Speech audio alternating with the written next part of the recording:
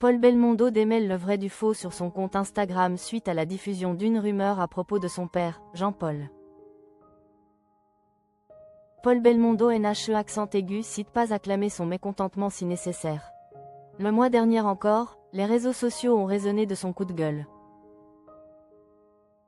L'ex-compagnon de Luana Belmondo n'a pas apprécié de voir débourser une certaine somme d'argent pour stationner automobile non polluante à Paris. Merci c'est génial, j'ai acheté un véhicule électrique, c'est super. Une R5, vous savez, une petite voiture. Elle pèse 1 tonne 950, a-t-il ironisé dans un petit message pour la mairie de Paris via Instagram. Je viens de payer le stationnement, 12,50 € de l'heure. Ah je vous remercie, ça me fait mal au cul. Mais merci et vive la mairie de Paris, continuez, Anne Hidalgo, a-t-il cinglé en conclusion de son message.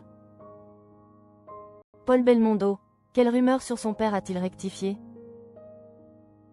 C'est aujourd'hui un autre problème des automobiles qui tracasse l'ancien pilote automobile. La raison de sa colère?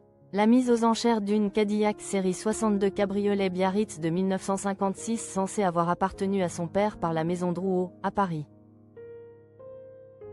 Alors vous avez mis en vente une Cadillac qui n'a jamais appartenu à mon père.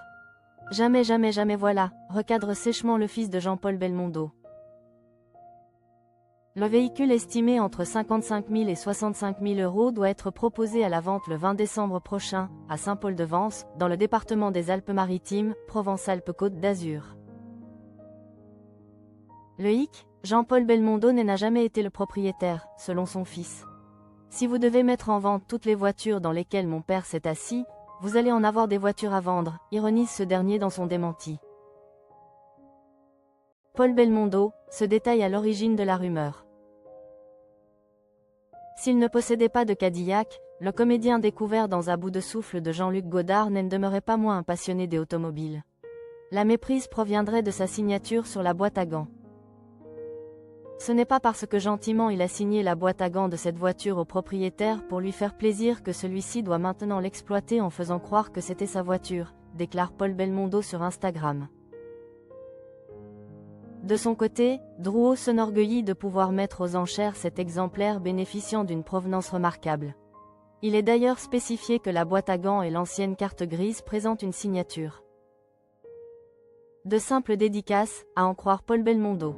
Vous êtes une maison très sérieuse, je suis sûr que vous allez modifier votre annonce, encourage-t-il l'institution parisienne.